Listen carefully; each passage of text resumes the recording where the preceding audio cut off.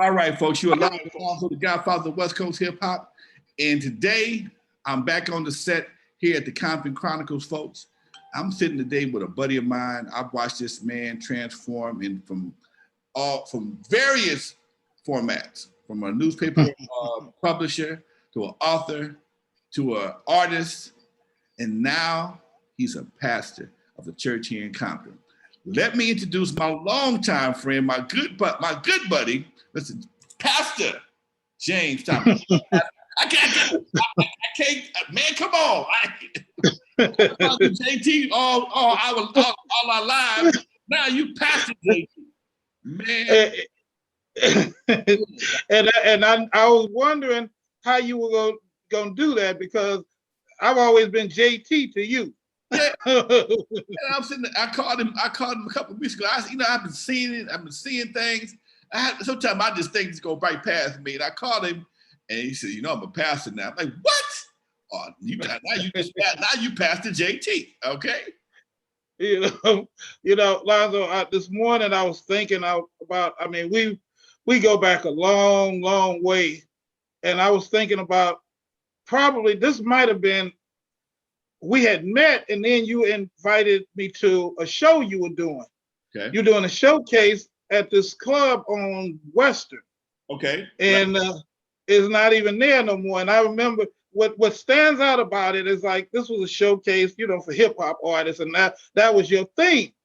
And so I remember when you did the welcome, because we all were doing our thing, and we were doing the Hollywood Music Showcase, and Krista was doing her thing, and and everybody was doing their showcase thing back then.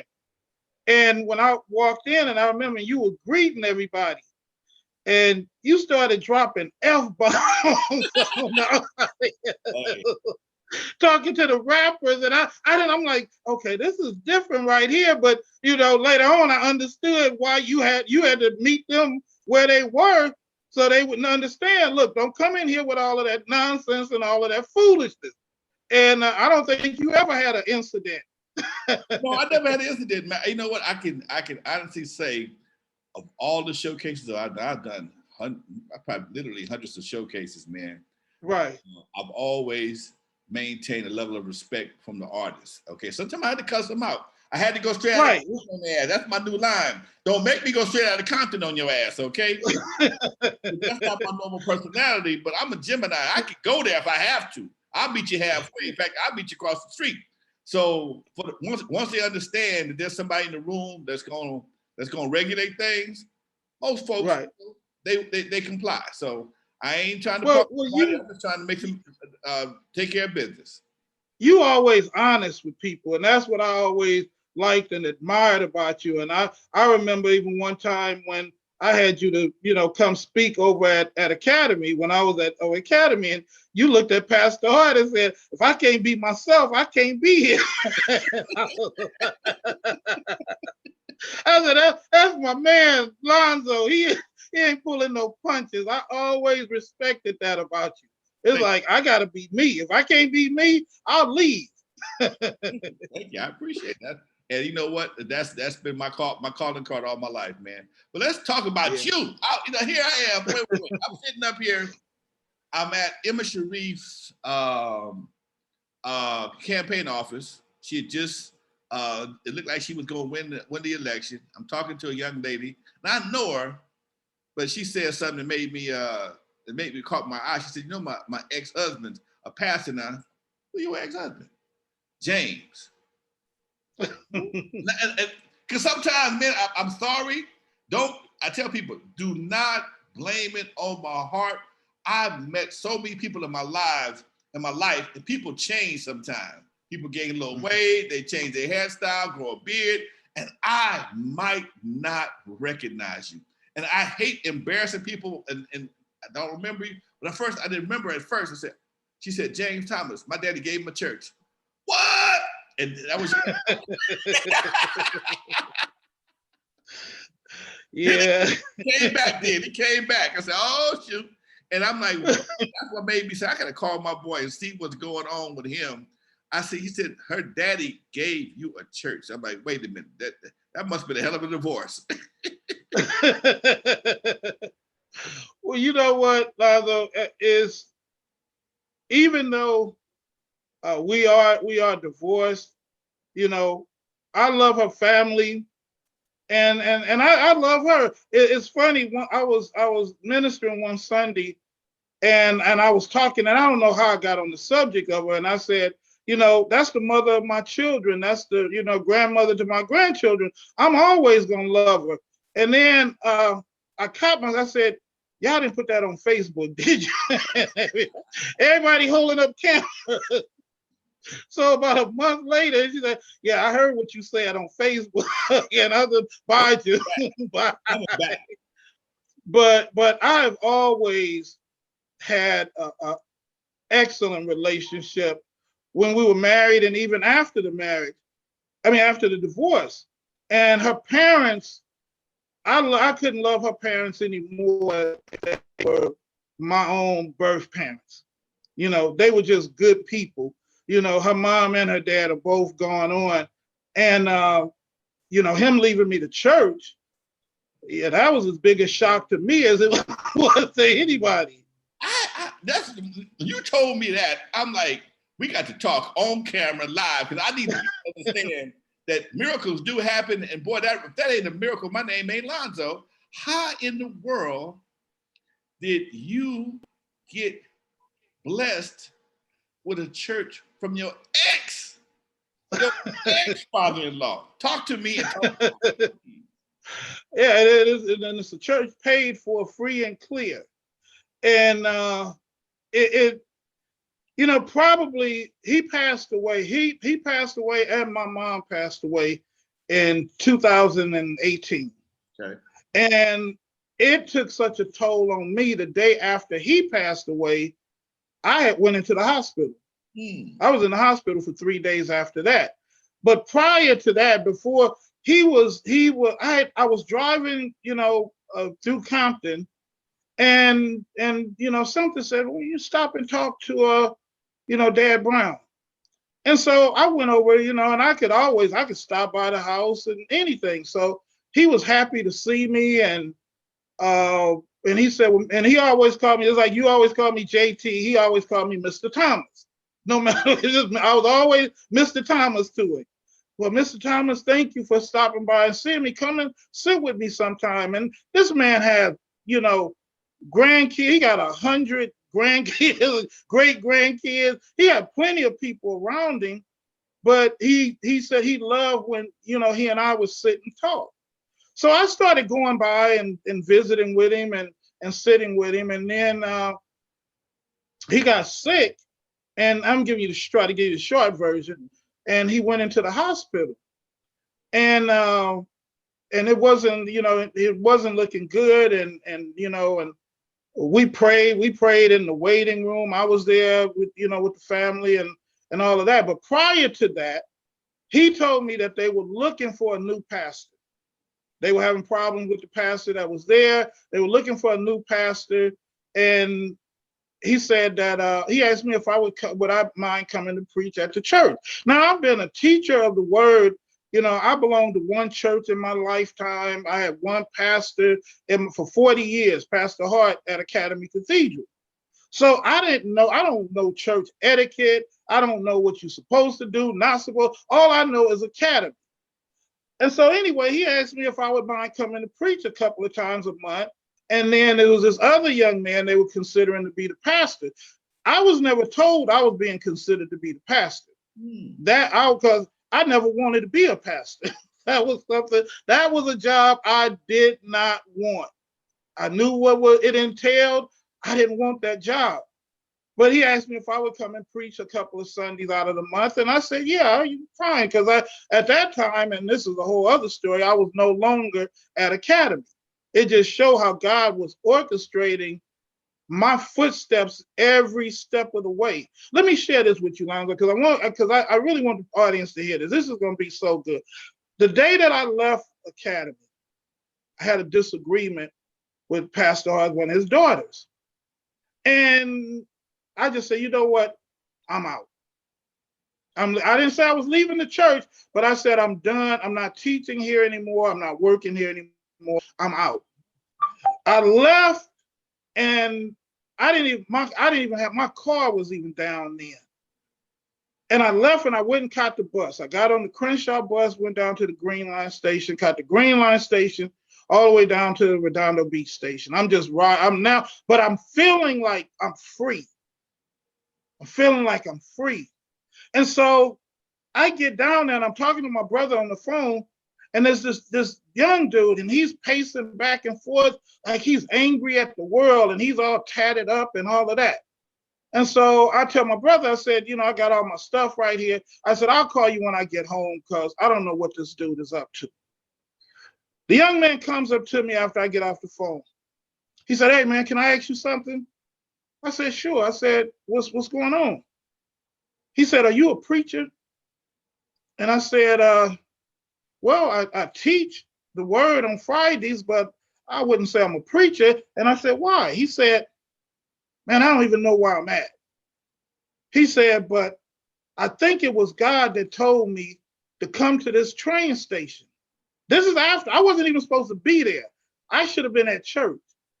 He said, but I think it was God that told me to come to this station, and it's going to be a preacher here that can answer all my questions. And I said, well, what kind of questions you have? He said, I just got out the pen, and I got saved while I was in there, but my homies want me to start doing the same stuff I was doing before I went in, and I don't want to do that no more. And I said, well, come on, let's talk. Me and that young man sat down and talked for about an hour. He started wiping tears from his eyes. He said, man, how did you have all of the answers to my questions like that? I said, I didn't.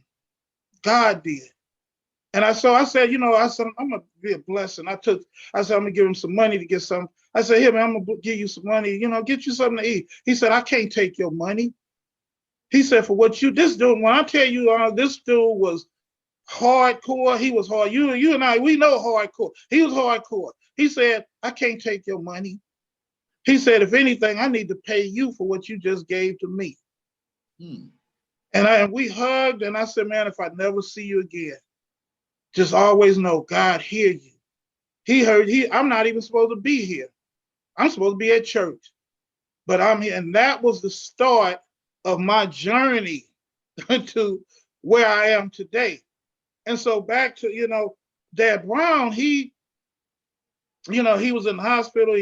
He had lost consciousness. He wasn't doing good at all. We're praying. He regained consciousness.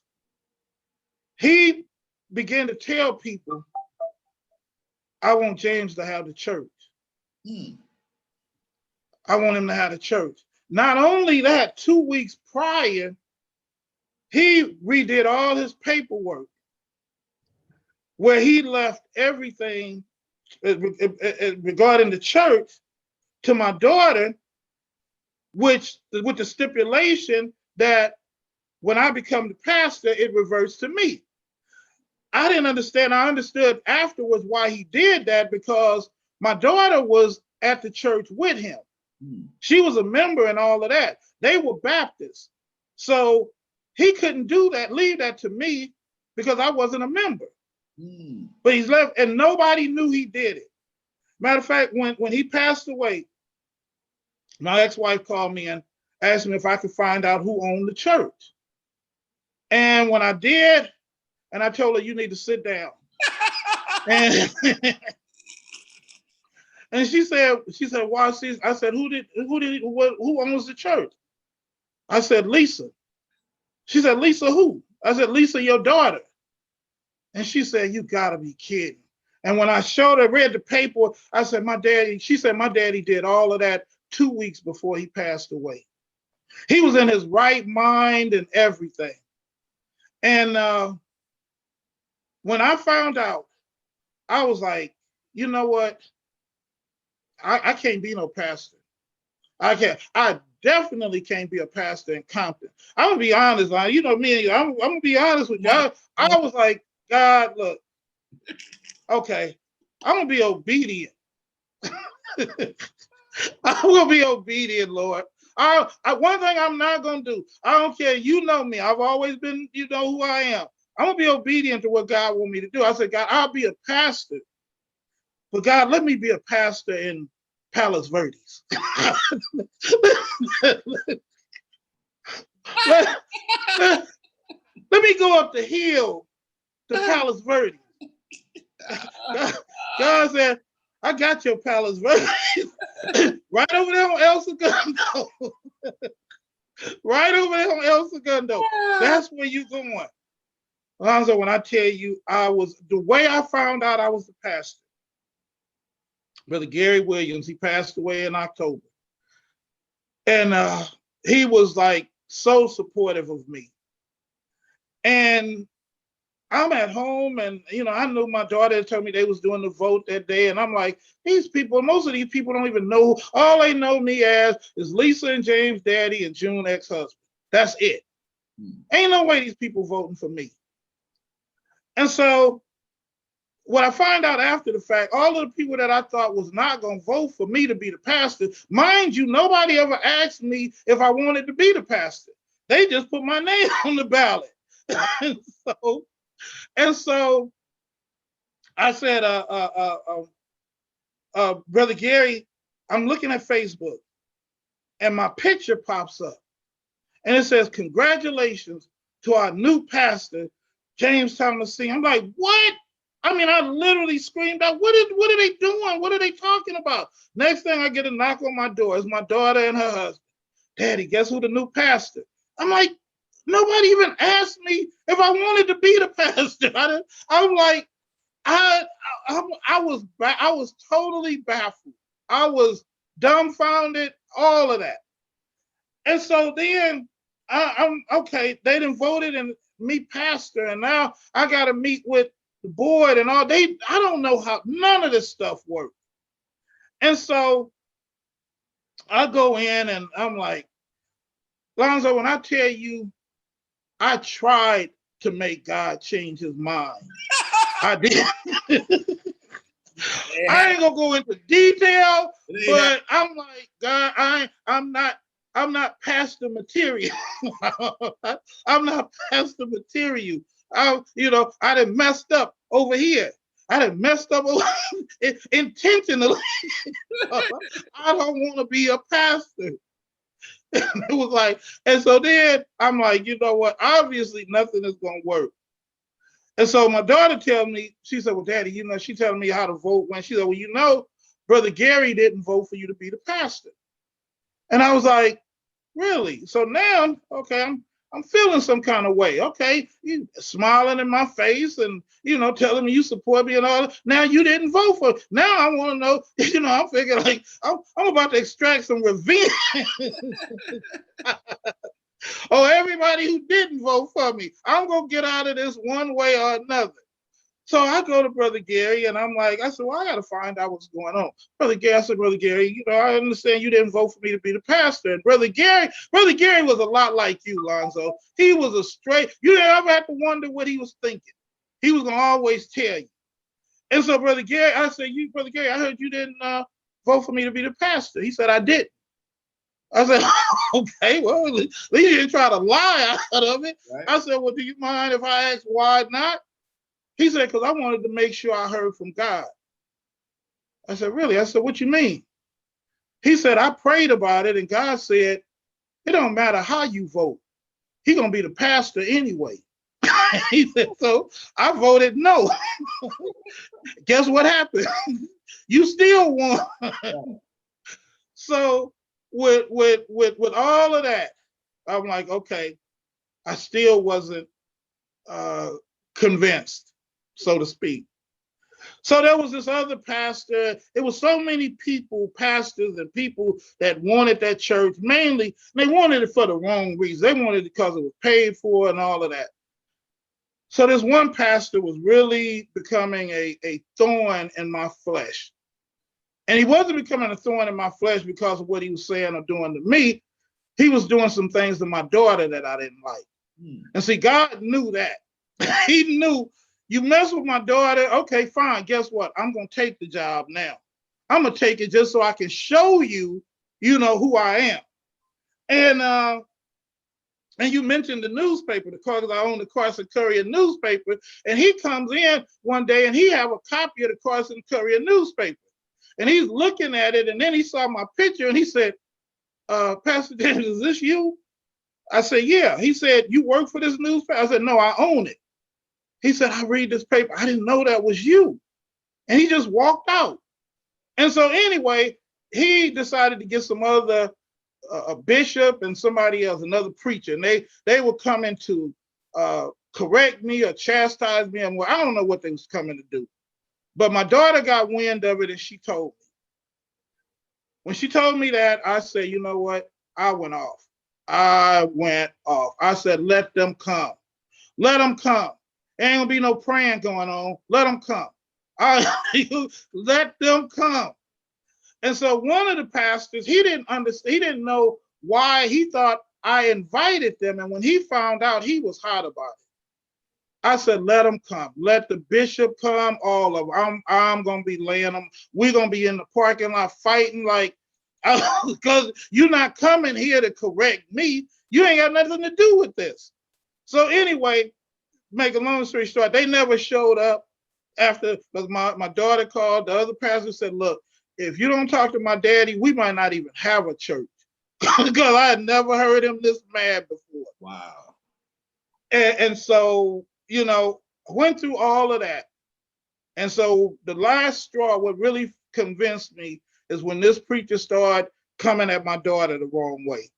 I said, okay, from now on, there's no dealing with her. You got to deal with me. And I went in, I started praying. I said, God, we got a clean house. We got a clean house. This church is so much wrong.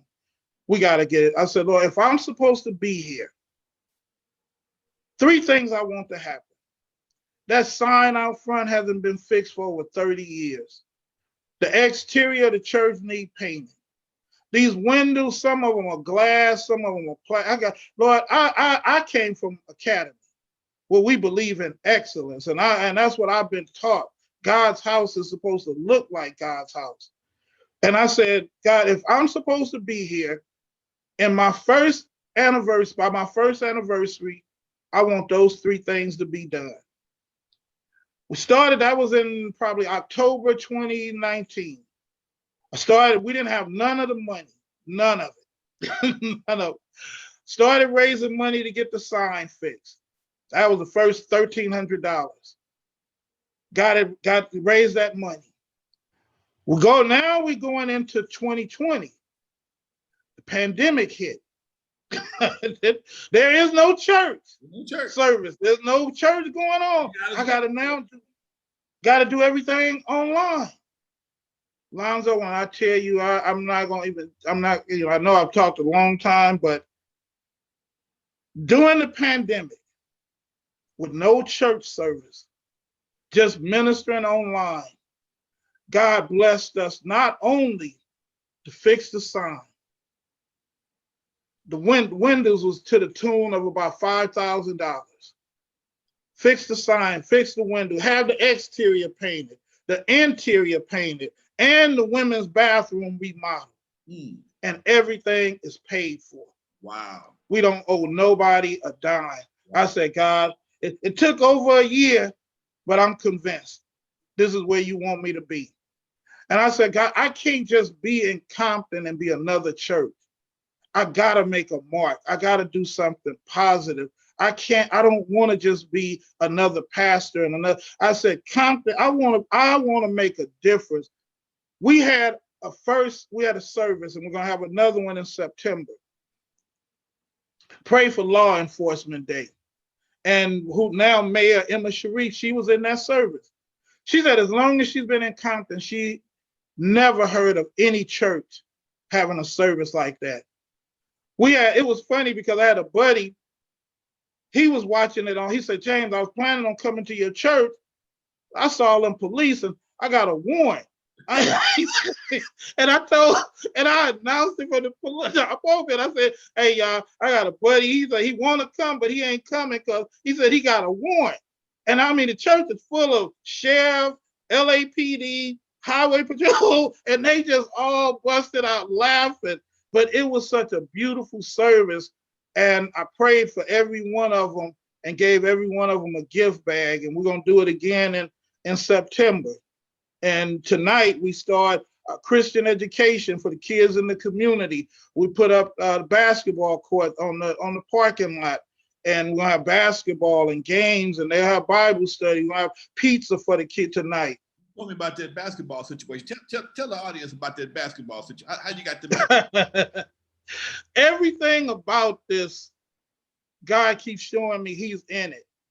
Because I wanted the basketball court, and I said, well, it don't really make sense to buy it. If I can get somebody to donate it, they may, not be using it, then that's just as good. So I put it on Facebook and had a lady from Laguna Beach. She reached out to me and she said she had one, she just didn't have a way to get it to us. I said, well, we don't have a truck, so I had to pass on that one. So I'm driving one day and my phone, it pops up, Compton Superior Court. Okay, well, for most brothers, that's not a good thing. When the court is calling you. And I'm like, wait a minute, okay, I don't owe no child support, I don't owe no alimony, I don't owe nobody nothing. I'm like, why is the Compton court calling me? So I answer and I'm like, and the voice is this Pastor James? I said, yes, it is. And said, well, this is Judge Filer from the Compton Superior Court. And now I'm really like, okay, why is a judge calling me? Not just the clerk, the judge. And I said, well, I didn't know how to respond. I was like, Your Honor, what can I do for you? He said, Pastor James, I've been hearing about what you're doing over there at Holy Revival. And I said, wow. I said, well, I didn't think anybody was talking about it or anything. And he said, I understand you need some equipment for your young people. And I said, yeah, I'm trying to put up some basketball courts and balls and volleyball and all of that. He said, well, I'm going to buy it for you. And I was like, you gotta be kidding me. And he said, send me a list of what you need. Lonzo, I'm telling you, people they'll tell you all the time they're gonna do something and you waiting to see when they're gonna come through. I sent him a list of what we needed. Probably an hour later, he sent me the receipt where he had already went out and bought all. I don't know if he did it or he had somebody buy it. I mean, he bought us we have top of the line Spalding basketball courts. These things are like over $300 a piece. Wow. The balls and all of this, and he donated all of that. He said, if you need me for anything, Pastor James, just call. I was like, God, okay, God, he keeps convincing me this is where I'm supposed to be. And we have been so blessed to where everything that we have done is paid for. We are totally debt free. I don't know how many other churches can say that, but we are totally debt free. After coming in, when I came in, there was no money. There was no money. It was a lot of dysfunction. A lot of things were not right. And the service yesterday, we had a buddy of mine, he wanted to give out some awards, and he did it at the church yesterday. And everybody said the same thing. They said, it is such a spirit here. We don't want to, it's just hard to leave. I got a buddy, and you may even know Smokey. And I'm not gonna go too deep into Smokey background, but Smokey, well, Smokey was one of the people that when the police wanted a gang truce, they called him. He's on that level with Skip, but Smokey was one of the ones that got it all started. And Smokey always called me baby boy for some reason. I don't know. He reached out, baby boy, I heard you got a church. I heard you're a pastor now. I'm proud of you. Smokey, when I tell you, Smokey was out there hardcore gang banging. And so he said, one day I'm going to surprise you and I'm going to come to your church. And I'm like, all right, Smokey, let me know. You got to be careful where you go. But I ain't worried about that, baby boy, but I'm going to surprise you. So on Fridays at 12 o'clock, I open the church up where people can just come in and pray. It ain't no preaching, no offering, no. You just come in and spend an hour and pray. And so one Friday morning, I look up, and I'm like, I know that ain't Smokey sitting back there. And it was. He had came to the Friday morning prayer, Friday afternoon prayer.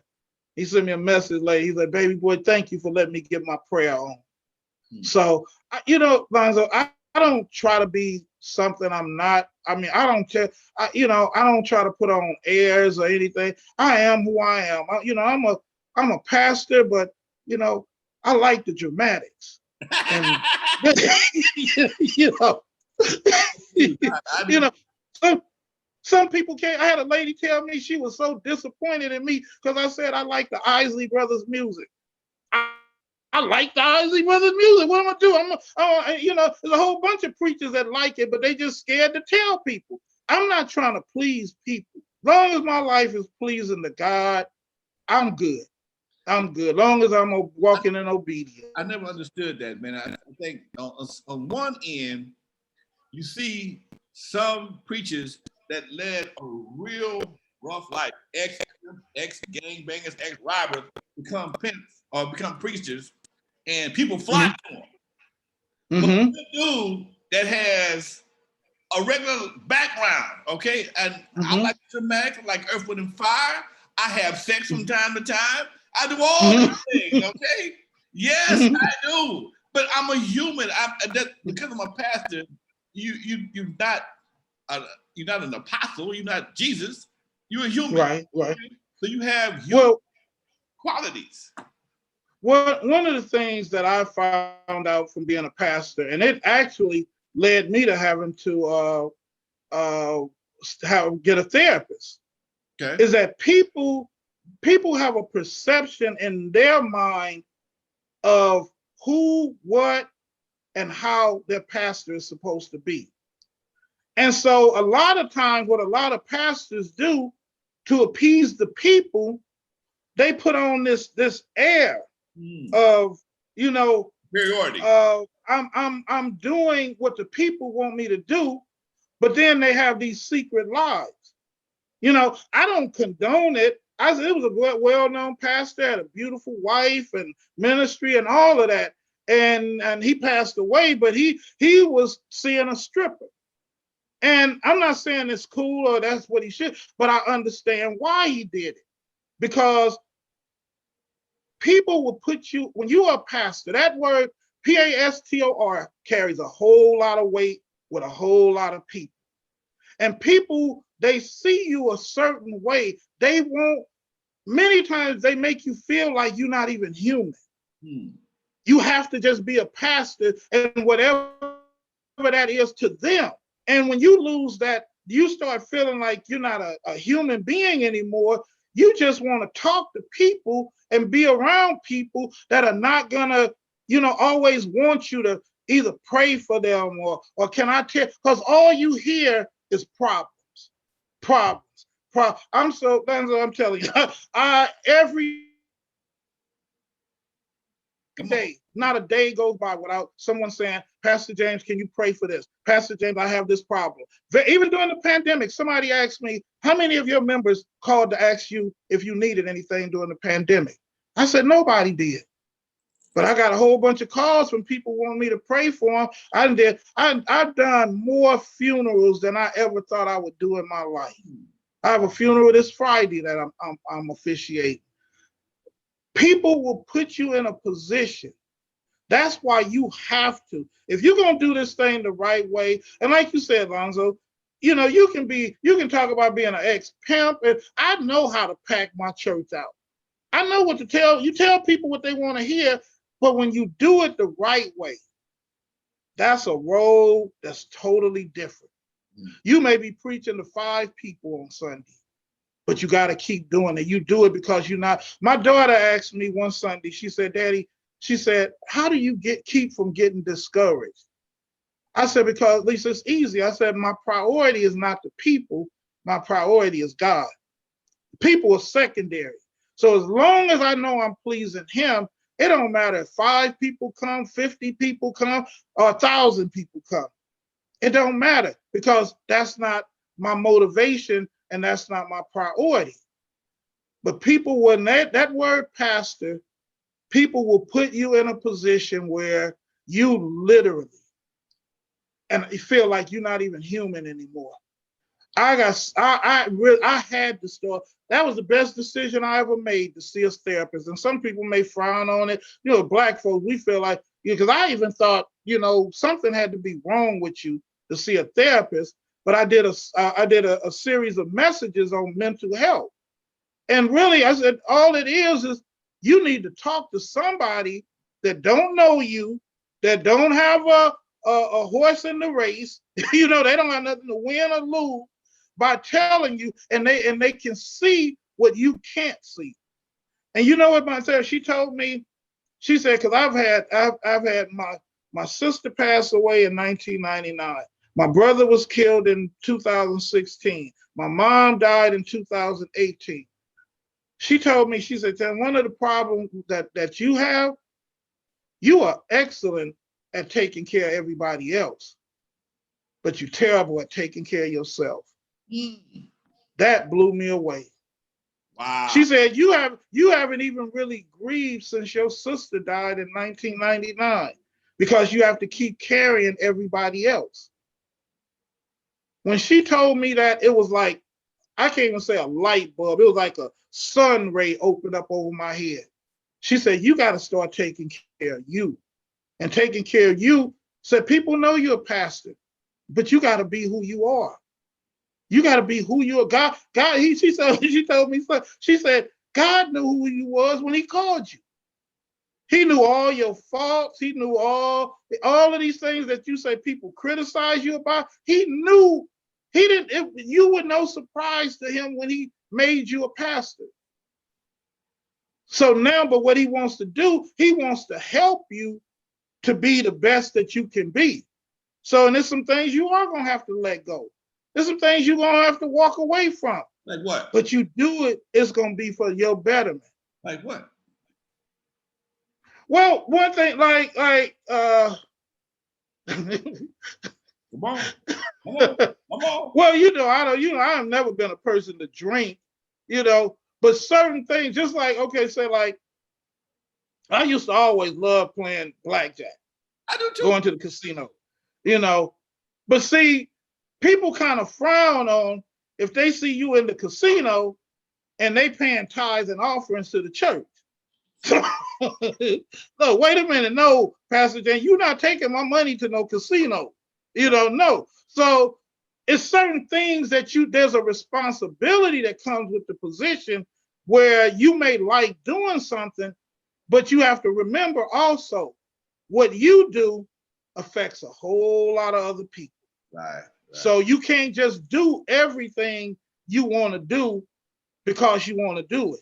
And that's when learning how to be led by the Holy Spirit becomes very valuable. Because now, and one of the things that I found also as a pastor, it's not about you. It's not about you anymore. Almost everything you do in your life is about helping somebody else, the benefit of somebody else. And that's what a lot of people don't understand. When you say yes to that calling, Lonzo, that changes everything in your life, because you begin to get compassionate about people you don't even know. You find yourself going out of your way to help people and help other people's kids and do things for people that you don't even know nothing about these people, but you just know something has touched your heart and you have to do it. You have to be there for that family. I have a friend, the funeral I'm doing Friday, a good friend of mine, her dad, and I told her, her daughter passed away earlier this year, and her husband had COVID. She had it. Her dad passed away. She called, she said, James, I need you. I know you said you wasn't going to do no more funerals this year. And I did. I said, I'm not doing no more funerals or weddings this year. I'm tired. She said, but I need you. Once she said that, there was nothing I could do. Right. There was nothing. I told her, don't worry about it. You got me. I'm there. Whatever you need me to do, I'm going to do it. So being a pastor, see what a lot of churches, a lot of pastors make the mistake. They act like the people are supposed to serve them. But when you called to be a pastor, you called to serve the people. It ain't about them giving you $50,000. I look at someone, I will never criticize a preacher, but when I see these preachers and they having these week anniversary and appreciation services and all of that, I don't ever want to be like that. I don't ever want to be like that. I want to make a difference in people's lives. God told me my job is to build people up using the word of God. That's it. That's it. That's my assignment. And that's why, and I said, God, I want to be able to teach the word in a way that anybody can understand it. Because most people say they don't understand the Bible. Bible contradicts itself. But that's one of the things I'm known for. Anybody will tell you. Pastor James, the way he teaches that Bible, even a kid can understand it. And so that's the difference. I don't want to be like any other pastor. I don't want to join no ministerial groups and all of that stuff. I just want to do what God wants me to do at Holy Revival. And when he elevate me from there and we get a bigger church and we do this, because I had a dream one night that people were lined up to get into that church. And like I said, I had to rebuild. I mean, a lot of members, people that didn't want me to be pastor, they left. People left. People that were given, they stopped. But guess what? God sent new people. He sent people. He had people that don't even go to the church.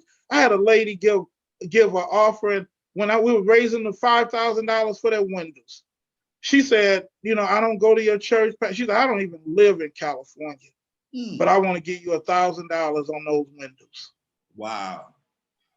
So that's why I will never be looked at like every other preacher. I thank God for what Pastor Hart sowed into my life. That's the only pastor I ever had, but I'm not even like Pastor Hart. I am who I am. And when that therapist told me, God saw your resume when he hired you, I was like, hey, it's on there. Long as I know I can be me, I'm good. But even in being me, I have to be taught how to be a pastor, how to lead people. With that being said, you can't say no more, man. Don't you stop right there. Right there. That's a perfect closing to this conversation, man. You still my partner, Pastor JT. Yes, sir. I got a question for you. One time, I had my office on Crenshaw.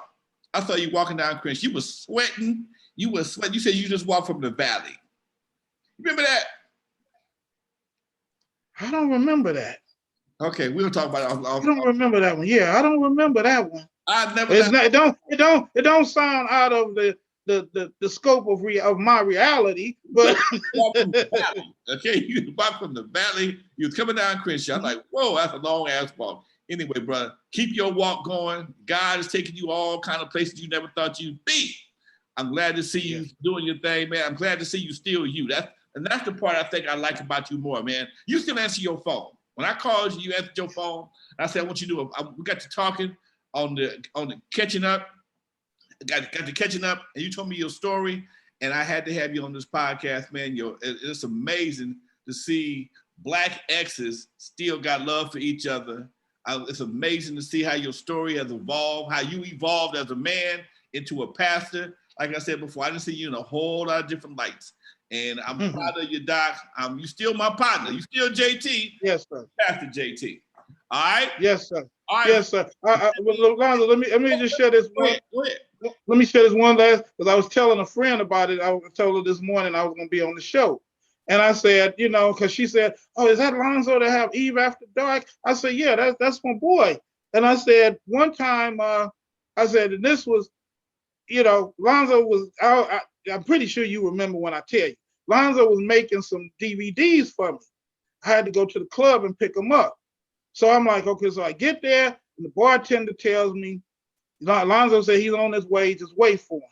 So I wait, and so you get there and you say, let me show you around the club. And I'm we walking, and this big dude is behind me. And I'm like, okay, me and Lonzo, boys, what's going on with the bodyguard? You know, all of that. And so we go, you open this little door, and we go in the door, and it's the strip club.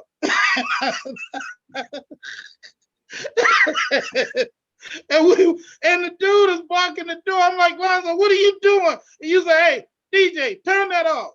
He said, this is my boy. And I wasn't even the pastor then. He said, this is my boy, Pastor James. He gonna bless the club. And I looked at you, I'm like, what? Yeah, you said, you said, you gotta bless it. You gotta bless it. And I said, I made the sign of the cross and said, y'all blessed. Now be as you want. I love you, Lonzo, man. You always, man, always. I don't care what. I know your heart always been for people in the hood and a love for Compton and you know, going back to your NWA days and all of that, man. Man, I appreciate you so much for having me on your show. Just don't bring me in the strip club no more to pray for. Give it up. Strip club and blackjack. Strip club and blackjack. All right, Doc. I got both of them covered for you. All right, folks. This is my boy, Pastor JT. Much love. You still doing the Carson Carrier? Yeah, we're doing it online. So many people are asking, want me to bring the print version back. The internet is killing the print media business, but I'm actually going to be launching the Carson Courier talk show.